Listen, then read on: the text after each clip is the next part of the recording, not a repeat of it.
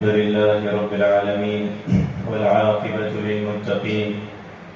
والصلاة والسلام على سيدنا ونبينا محمد وعلى آله وصحبه أجمعين.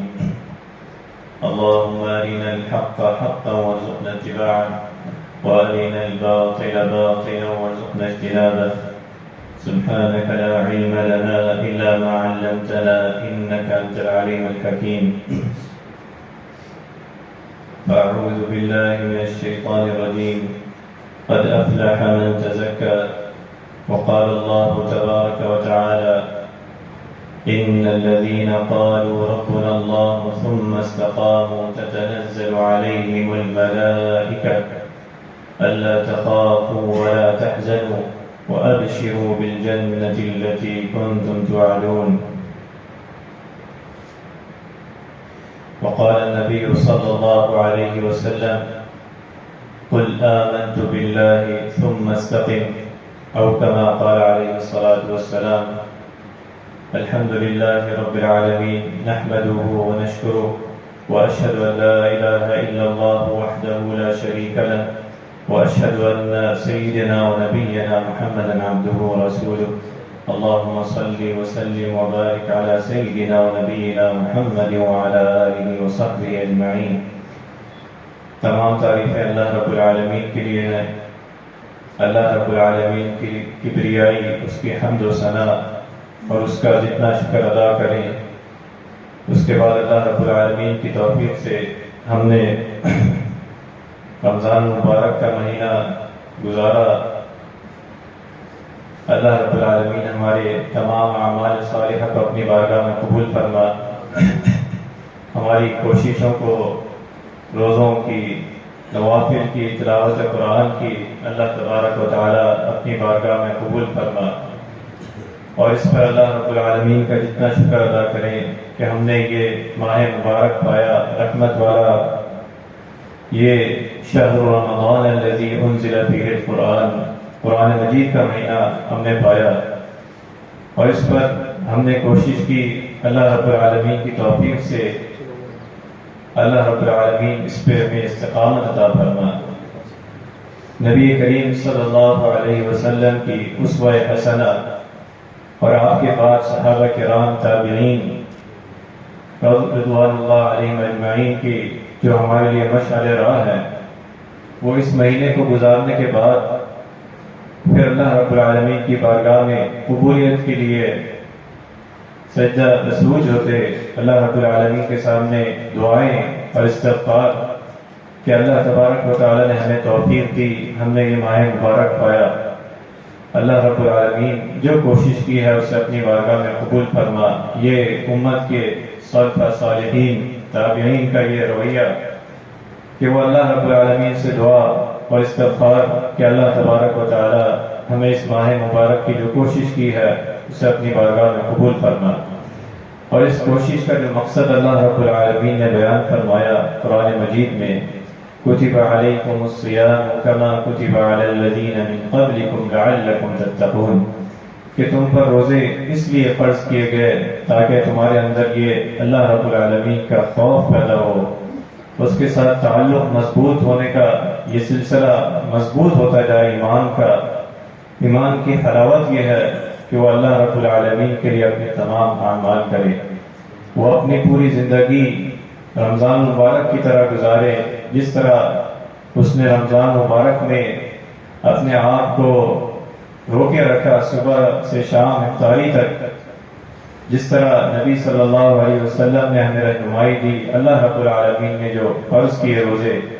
اس نے اپنے آپ کو کھانے پینے سے، حلال چیزوں سے روکے رکھا. تو اس کی حکمت یہ ہے، اس کا مقصد یہ ہے کہ وہ بندہ مومن اس کے اندر پوری زندگی کے معاملات، حقوق اللہ اور حقوق العباد ٹھیک ہوتے جائیں. اس کے اندر ایمان کی لذت اور اطاعت و فرما برداری اس طرح آ جائے کہ وہ رمضان مبارک کے بعد بھی اللہ رب العالمین نے جو حدود و قیود بیان فرمائی ہے، جو جن حرام چیزوں سے روکا ہے، وہ اللہ تبارک و تعالیٰ کی رضا کے لیے، اس کے خوف، اس کی رضا، اس کی اطاعت کے لیے وہ ان چیزوں سے رکے. یہ اس کا مقصود ہے، یہ اس کی حکمت ہے، یہ اس کی تربیت ہے جو رمضان مبارک نے ہمیں دی ہے. جو اللہ رب العالمین نے بیان فرمائی ہے لعلکم تتقون، کہ یہ دل کی یہ کیفیت پیدا ہو جائے اس مہینے کے بعد بھی کہ وہ رمضان مبارک میں جس طرح اس نے اللہ رب العالمین کا خوف کہ وہ سب گرمی میں بھی پیاس کی شدت میں بھی وہ پانی پینے سے اپنے آپ کو روکے رکھا، اس نے کھانے سے اپنے آپ کو روکے رکھا کہ اگر دنیا میں کوئی نہیں دیکھ رہا، کوئی ایسی جگہ جہاں اسے کوئی نہیں دیکھ رہا، لیکن پھر بھی اس نے اپنے آپ کو کھانے سے پینے سے تمام ایسے حلال راستوں سے روکے رکھا، حلال چیز سے جس سے اللہ رب العالمین نے اسے منع فرمایا۔ تو یہ چیز اس کے اندر کیفیت پیدا ہو جائے کہ اس مہینے کے بعد بھی اللہ رب العالمین نے جو حرام چیزوں کو ممنوع قرار دیا ہے، ممنوع چیزوں سے بچے، وہ حقوق اللہ بھی ادا کرے اور حقوق العباد بھی ادا کرے۔ یہ اس مہینے کا مطلب ہے، یہ اس مہینے کا مقصود ہے کہ وہ اپنی بندگی رب میں کوئی کمی نہ کرے، کوئی کوتاہی نہ کرے، بلکہ استقامت کے ساتھ جو ہے اس میں جمع رہے۔ نبی کریم صلی اللہ علیہ وسلم کے پاس ایک صحابی آئے اور ان سے پوچھا کہ آپ مجھے کوئی ایسی نصیحت کیجیے، کوئی ایسی بات بتائیے کہ اگر میں اسی پر عمل کروں اور وہ میرے لیے نصیحت ہو، وہ میرے لیے سونے سے لکھنے کے مترادف وہ بات ہو اور ایسی بات ہو کہ میں اس کو پکڑ لوں۔ تو آپ صلی اللہ علیہ وسلم نے فرمایا قل آمنت باللہ ثم استقم، کہ آپ کہیے کہ میں نے ایمان لایا اللہ پر اور اس میں استقامت کی، اس کو اپنی زندگی میں اسی طرح استقامت کے ساتھ گزارا، نمازوں کی، تلاوت قرآن کی، جس طرح میں نے رمضان مبارک کو گزارا۔ یہ نہ ہو کہ رمضان مبارک میں اس کے اندر ایمان کی، اطاعت کی، فرمانبرداری اور رمضان مبارک کے بعد اس کے تمام چیزیں جو ہیں وہ ختم ہو جائیں۔ روزے کا جو نتیجہ ہے وہ اس مہینے کا نتیجہ یہ ہے کہ اس کے رمضان مبارک کے بعد اس کا تعلق مسجد کے ساتھ، نماز، فرائض نماز کے ساتھ، نوافل کے ساتھ اور پھر تلاوت قرآن کے ساتھ، کہ یہ مہینہ جس کے بارے میں اللہ رب العالمین نے فرمایا انزل فیہ القرآن، ہم نے تلاوت قرآن کی، حسب استطاعت ہم نے کوشش کی کہ اس مہینے کا حق جو تلاوت قرآن کا ہے وہ ہم ادا کریں۔ جتنی اللہ رب العالمین نے توفیق دی ہم نے تلاوت قرآن میں حصہ لیا، اللہ رب العالمین سے بارگاہ میں قبول فرمائے۔ اور اس کا نتیجہ یہ ہے، اس کا سبق یہ ہے کہ اس مہینے کے بعد بھی ہم تلاوت قرآن کو اسی طرح پڑھ چڑھ کر جب جہاں موقع ملے بلکہ اپنا موقع نکال کر، فقیر نکال کر ہم تلاوت قرآن کو نہ چھوڑیں۔ یہ اللہ رب العالمین کا یہ کلام ہے جس کے ذریعے ایک بندہ مومن اللہ تبارک و تعالیٰ سے کلام ہوتا ہے، اللہ رب العالمین سے محبت کہ یہ راستہ ہے، یہ سیڑھی ہے، یہ اس کا کلام ہے، کلام اللہ، جس کے بارے میں فرمایا انہ لقرآن کریم، اور فرمایا کہ یہ ایسا ذریعہ ہے جو اس کے حق میں شفاعت کرے گا پڑھنے والے کے لیے، اور جس میں پڑھنے میں جس کو دقت ہوتی ہے یا تجوید سے صحیح ادا نہیں ہوتی اس کے لیے فرمایا اس کے لیے اللہ رب العالمین نے 2 اجر رکھے ہیں۔ ایک بندہ جو صحیح ادائیگی کے ساتھ پڑھتا ہے، روانگی کے ساتھ، وہ اللہ رب العالمین کے معزز نیک فرشتوں کے ساتھ ہوگا، اس کی بشارت میں ہوگا۔ اور دوسرا فرمایا جس کی کوشش کرتا ہے اٹک اٹک کر، اس کے لیے دوہرا اجر ہے، کوشش کرنے کا، دوسرا بار بار ایک تلاوت کرنے کا، دوسرا کوشش کرنے کا کہ وہ اس کو ٹھیک کرنے کی کوشش کرتا ہے صحیح تلفظ کے ساتھ، صحیح تجوید کے ساتھ۔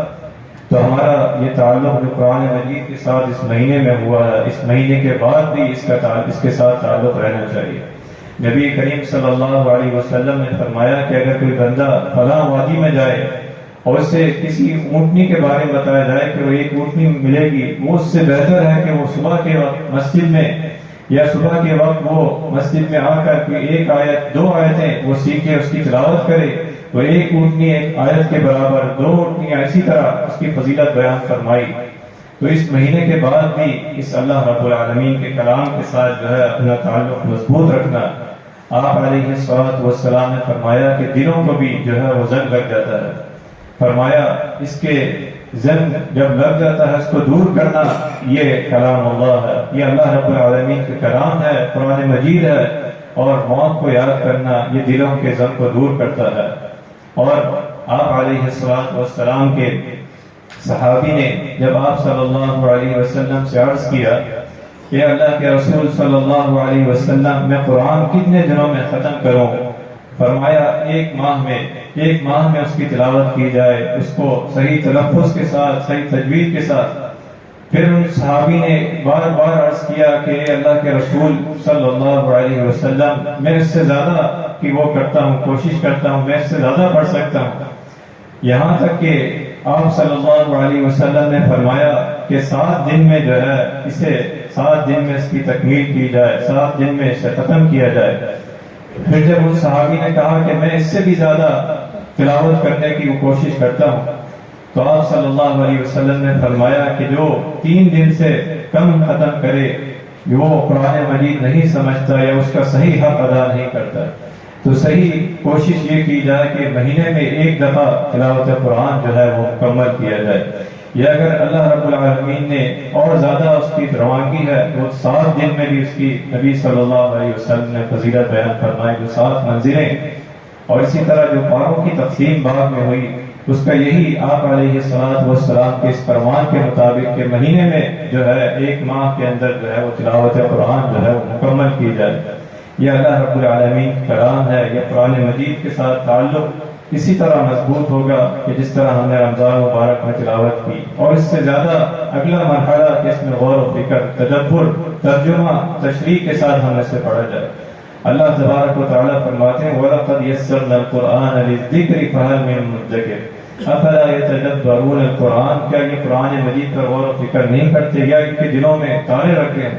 یہ اللہ رب العالمین کا ایسا کلام ہے جس کو سننے سے، جس کی تلاوت سے انسان کے اندر رونے کھڑے ہو جاتے۔ صحابہ کرام کی زندگیاں اس پر عملی طور پر ہمارے لیے مشعل راہ ہے۔ کتنے صحابہ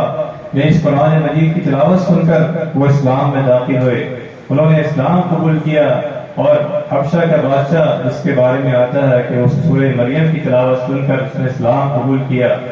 اور نبی کریم صلی اللہ علیہ وسلم اس کے بارے میں فرمائے عدل والا بادشاہ ہے، عدل والی زمین ہے، اور اس کی رحلت کے بعد آپ صلی اللہ علیہ وسلم نے اس کے لیے دعا کی، اس کی نماز جنازہ پڑھایا۔